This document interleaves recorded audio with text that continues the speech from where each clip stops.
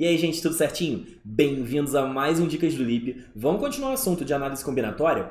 Dessa vez, a gente vai fazer um exemplo usando o princípio aditivo, beleza? Solta a vinheta e vamos começar.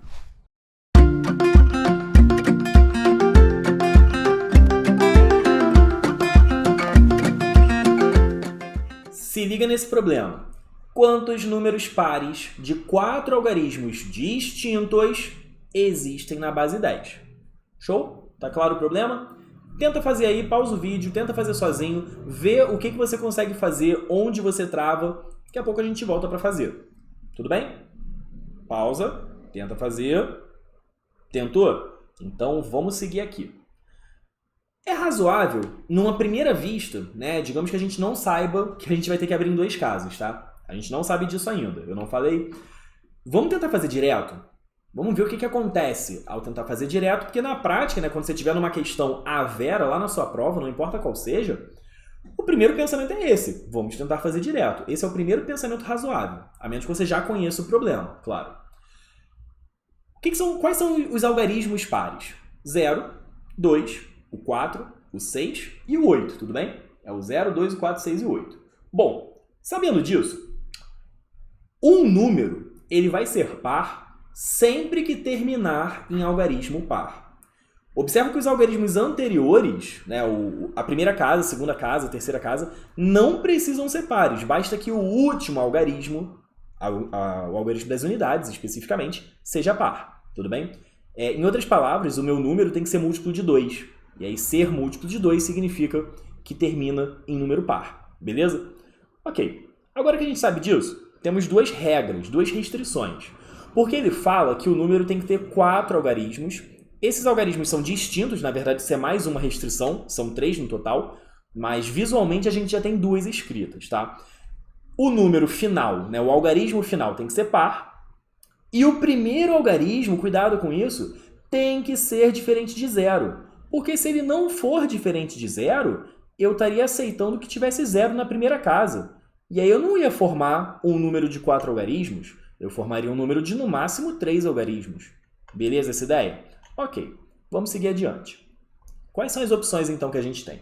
Diferente de 0 é o 1, 2, 3, 4, 5, 6, 7, 8, 9. É basicamente todo mundo menos o 0. E o número ser par é 0, 2, 4, 6 ou 8. Qual é a decisão mais restritiva? Ser par. Então, a gente vai começar pela quarta decisão e a gente tem 5 maneiras de tomá-la, tudo bem? A gente tem 5 maneiras de tomar essa decisão. Ok, qual é a próxima decisão mais restritiva? É a primeira. Uma vez tomada a primeira decisão, só para ter um exemplo, digamos que eu tenha escolhido 0, beleza? Digamos que eu tenha escolhido 0. Se eu escolhi o 0 na última casa, quantas opções eu vou ter para a primeira casa? O 0 já foi, eu não posso repeti-lo, mas eu já não podia usar 0 de qualquer jeito. Então, eu vou ter essas 9 opções aqui. Tudo bem? Tá lá, 9 opções. Observa que o número que eu escrevo em cima é sempre a quantidade de opções e não quem eu estou escolhendo. Toma cuidado com isso, tá? Outras pessoas podem, de repente, escrever quem eu estou escolhendo em cima e a quantidade de opções embaixo. Aí depende da escrita de cada um. A minha escrita é essa. Restrição embaixo, número de opções em cima. Show? Mas vamos pegar mais um exemplo. Eu comecei escolhendo 0 na primeira casa, né? Se eu escolhesse o 4 na última casa, quantas opções a gente teria aqui? Observa que se eu escolhesse o 4 na última casa, eu não poderia repetir o 4, eu perderia ele das minhas opções. E eu já não posso usar o 0.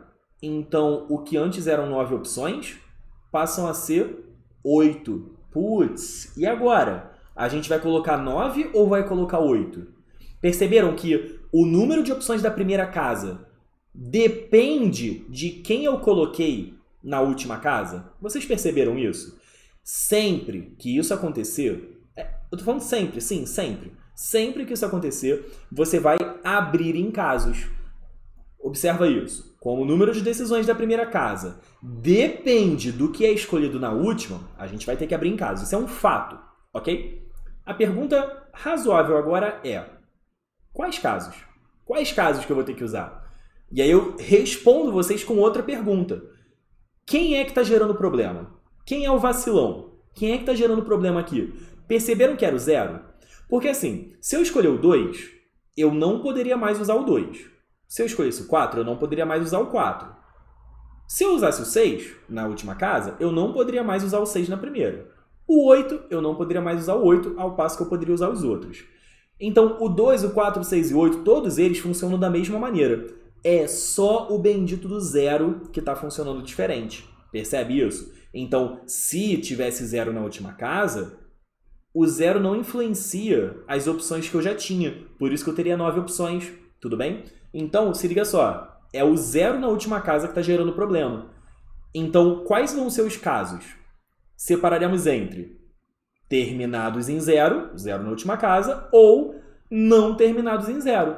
Esses são os dois casos que a gente vai ter que abrir. Claro, vai ter questão que você vai ter que abrir em 3 casos. Vai ter questão que você vai ter que abrir em 5 casos. E paciência, você vai ter que abrir em 5 casos, resolver cada um e no final somar. Vamos continuar. A gente já chegou à conclusão que não deu para fazer direto. Tá? A gente está seguindo um método construtivo aqui. Eventualmente a gente vai falar do método destrutivo, são outros 500. Mas a princípio a gente está usando o método construtivo. A gente vai abrir nos seguintes casos. Caso 1, terminados em 0. Caso 2, não terminados em 0. Só uma chamada de atenção. Viu que vai ter que abrir em casos? Escreve todos os casos, enumera todos os casos, para depois resolvê-los. Isso te ajuda a não se perder. Porque se você chega aqui, escreve caso 1, terminados em 0, sai fazendo feito um maluco e não escreveu qual é o caso 2, nesse caso talvez você nem se perca. Mas imagina que você tenha 5 casos. 3 casos que seja. Se você sai fazendo o primeiro, de repente você lembra do segundo, mas na hora de chegar no terceiro você já nem lembra mais quais são os casos que você viu, para que você está abrindo em casos. Então é o seguinte, viu que vai abrir em casos? Abre. Escreve quais são os casos e aí sim você faz as contas. Vamos seguir. Terminado em 0, eu tenho 2 restrições.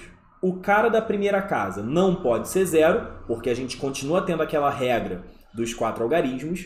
O cara da última casa não é nem que pode ser 0, não. Ele tem que ser 0, ele tem que ser igual a 0. Então vamos lá. Qual é o mais restrito? Última casa. Tem que ser 0, eu tenho uma opção só para isso. Segundo mais restrito, primeira casa. A gente já viu isso. Se eu escolher 0 na última, eu tenho 9 opções para a primeira. A gente já viu isso. Se você tiver dúvida, volta alguns minutos do vídeo que vai estar lá, ok? Os outros são bem diretos. Porque olha só, eu vou até voltar aqui, tá? Eu escolhi o 0 na última casa, escolhi alguém, até pode ter sido 9, mas pode ter sido 1, o 2, o 3, alguém na primeira casa. Eu já gastei 2 algarismos, certo? Na segunda casa, eu poderia, a princípio, usar qualquer um dentre 10 algarismos.